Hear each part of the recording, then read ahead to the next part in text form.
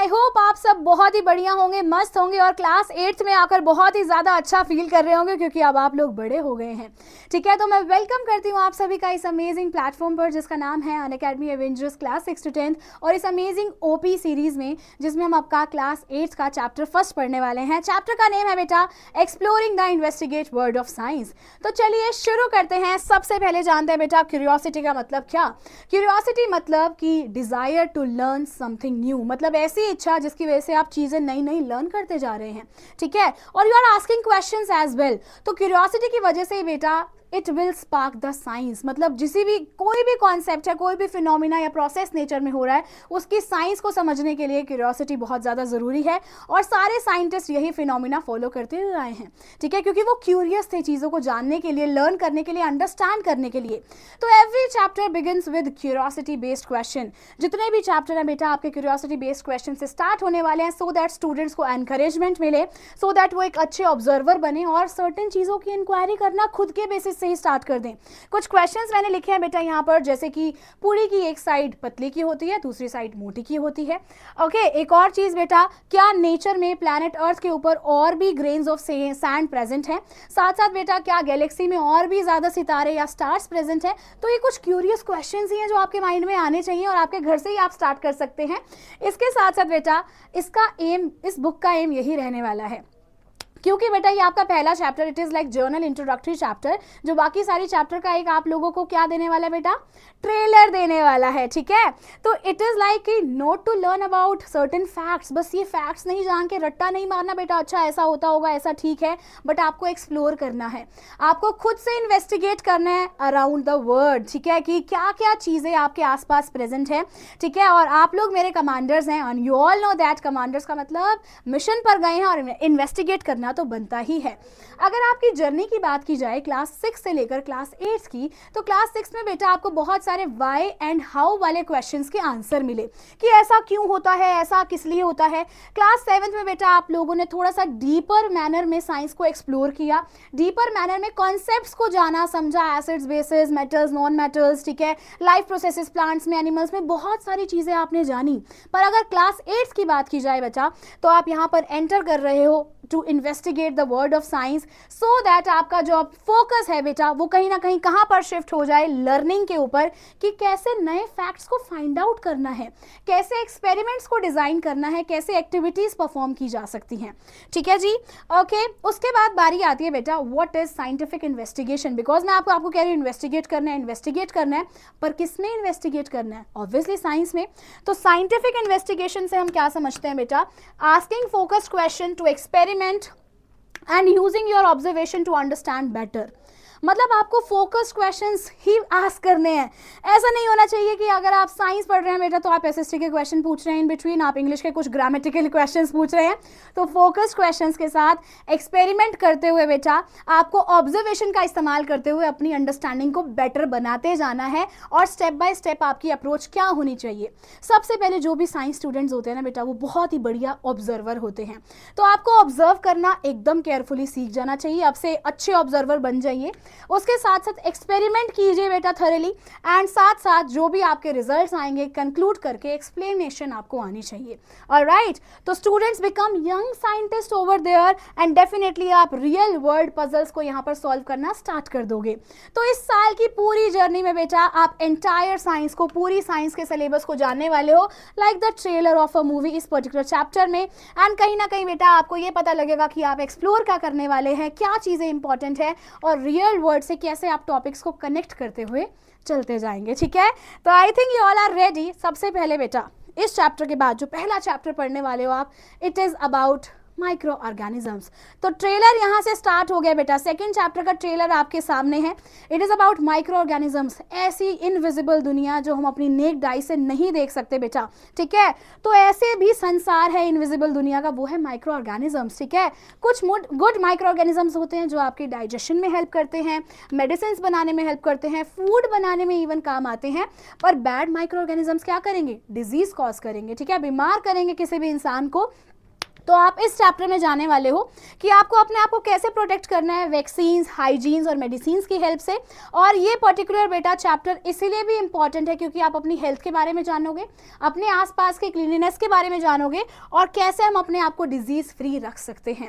अगला चैप्टर बेटा आपका हेल्थ और इम्यूनिटी के ऊपर होगा, वही फोकस्ड होगा, ठीक है। तो आप यहाँ पर जानोगे बेटा अपने आप को हेल्दी कैसे रखना है, न्यूट्रिशियस डाइट का क्या रोल है, एक्सरसाइज क्या और बैलेंस डाइट आपके लिए कितनी ज़्यादा इंपॉर्टेंट है, आप अपनी बॉडी से इन्फेक्शंस को कैसे फाइट कर सकते हैं, साथ साथ अपनी इम्यून सिस्टम को कैसे स्ट्रॉन्ग कर सकते हैं। तो यहाँ पर इसके बेसिक्स आप समझने वाले हैं, ठीक है। वैक्सीन्स और प्रिवेंटिव हेल्थ केयर के बारे में भी जानोगे। एंड ये चैप्टर पढ़ना इसलिए भी इंपॉर्टेंट है बेटा क्योंकि आप लोगों को इस स्टेज में पता होना चाहिए कि आप इन्फेक्शन से नेचुरली कैसे फाइट कर सकते हैं, अपनी बॉडी के अंदर ऐसे क्या क्या चेंजेस ला सकते हैं सो दैट आप एक हेल्दी लिविंग बीइंग की तरह सर्वाइव कर सकें। नेक्स्ट चैप्टर बेटा फोकस करेगा इलेक्ट्रिसिटी के ऊपर, इलेक्ट्रिसिटी और उसके इफेक्ट्स, हीटिंग इफेक्ट्स और मैग्नेटिक इफेक्ट्स, ठीक है। तो आप यहाँ पर सिंपल सर्किट्स के बारे में जानोगे, इलेक्ट्रोमैग्नेट कैसे वर्क करता है, ठीक है। एवरीडे अप्लायंसेस के बारे में, उसके फंक्शन के बारे में आपको समझ आएगा।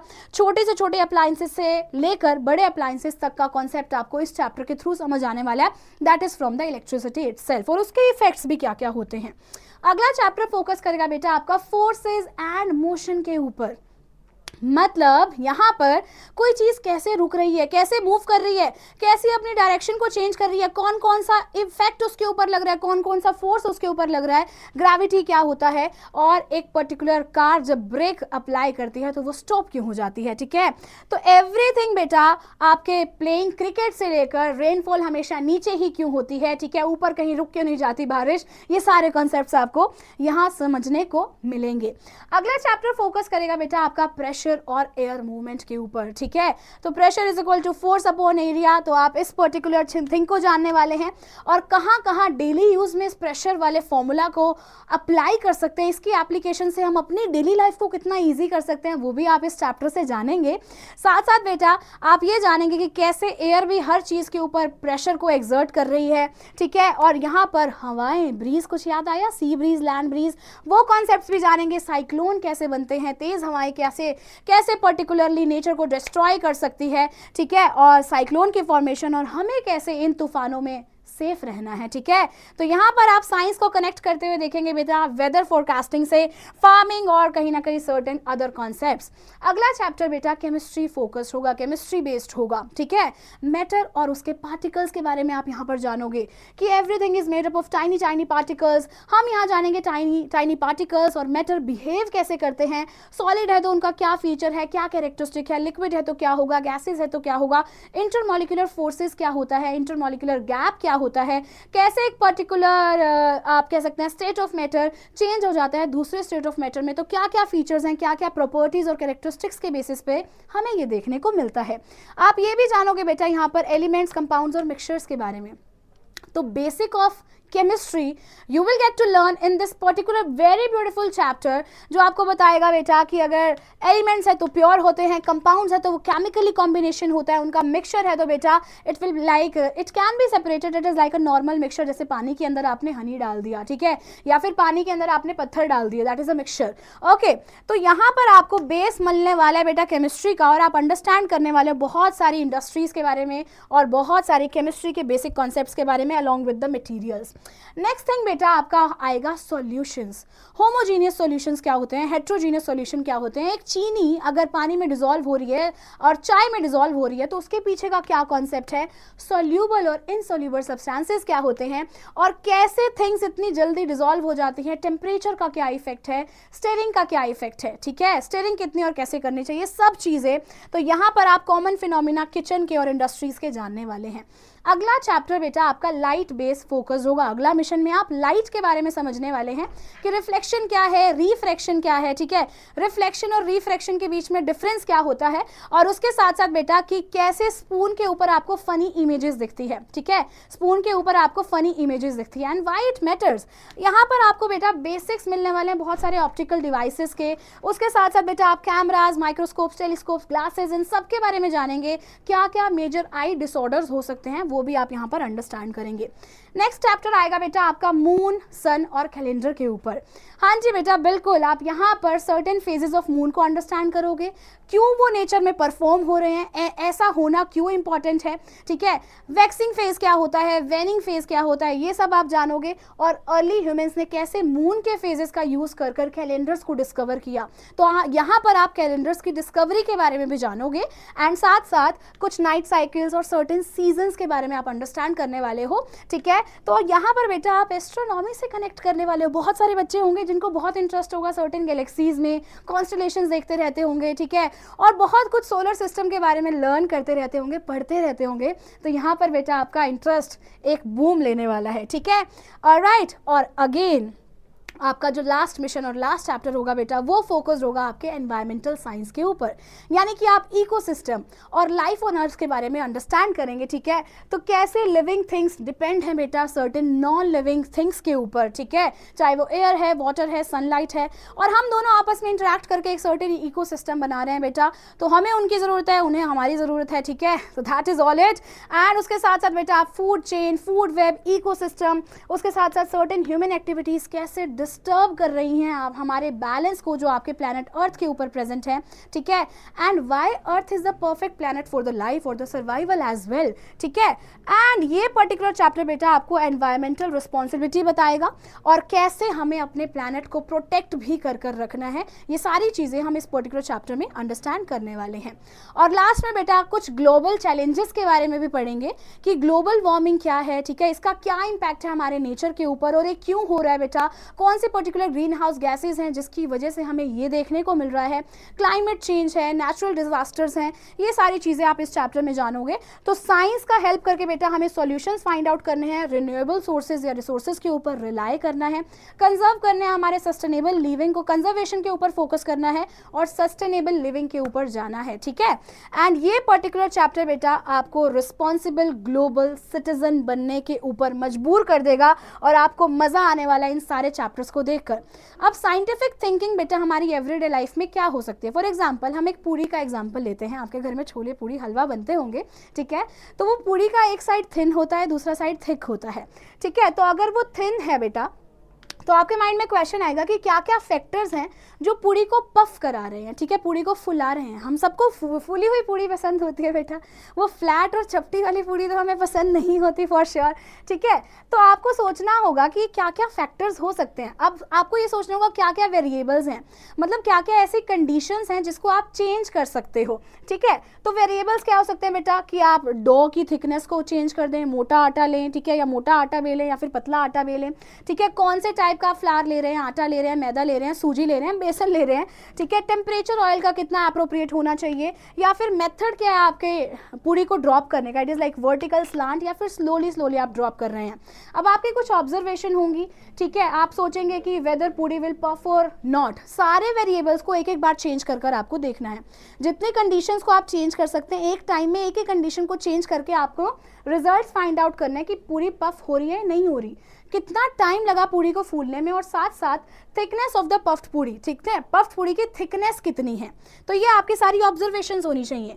तो इंपॉर्टेंट प्रिंसिपल क्या है बेटा कि एक ही फैक्टर को आपने एक टाइम पर चेंज करना है, एक ही वेरिएबल को आपने एक टाइम पर चेंज करना है, ओके। अपनी पर्टिकुलर जो भी आपकी ऑब्जर्वेशन है उसका नोट्स बनाकर रखिएगा एंड फर्दर क्वेश्चंस अपने आप से आस्क कीजिए, ठीक है, अपने एल्डर से आस्क कीजिए कि फ्रेश डो लेना चाहिए या हम स्टोर डो भी ले सकते हैं, फ्रेश हमें आटा लेना चाहिए या फिर फ्रिज में रखा हुआ आटा भी ले सकते हैं, ठीक है। अगर हम प्रिक कर दे होल्स बिफोर फ्राइंग तो क्या होगा।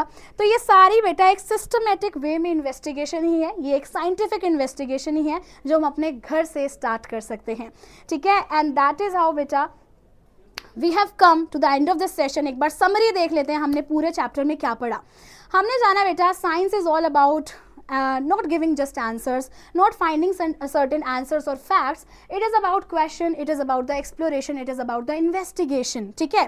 सेकेंड थिंग बेटा इन्वेस्टिगेशन हमारी सिस्टमेटिक होनी चाहिए। पहले हम ऑब्जर्व करें चीज़ों को, ठीक है, उसके बाद हम वेरिएबल्स को कंट्रोल करें, फिर अपना डेटा रिकॉर्ड करें और एक रिजल्ट फाइंड आउट करें और उसके बाद फिर से क्वेश्चन करें। तो this should be your scientific mindset. उसके साथ साथ बेटा इवन सिंपल एवरीडे फिनोमिना जो आपके घर में आसपास हो ही रहे हैं, पूरी पफिंग से लेकर चैप्टर, ये भी आप साइंटिफिकली स्टडी कर सकते हैं। आपने मेरे साथ एग्जाम्पल में जाना, और साथ साथ बेटा आपका गोल क्या होना चाहिए कि आप एक साइंटिफिक टेम्पर को मेंटेन करें, ठीक है। एक अपना पर्टिकुलर पॉजिटिव एटीट्यूड के साथ साइंस को आपने स्टडी करना है, क्यूरियस रहिए, सर्टेन क्वेश्चंस के आंसर फाइंड आउट करने का ट्राई कीजिए, एंड कहीं ना कहीं बेटा आपकी एविडेंस बेस्ड थिंकिंग होनी चाहिए। जो आपको जो भी एक्सपेरिमेंट परफॉर्म करेंगे, जो भी आपको रिजल्ट्स मिलेंगे, तो आप खुद ही सेटिस्फाई होंगे कि हाँ हमें रिजल्ट्स मिले। तो that is how we have come to an end of this session और this particular chapter. Will meet you soon. Till then, take care of yourself. Have a very good day. Keep learning, keep smiling, and keep studying. Bye bye. Take care.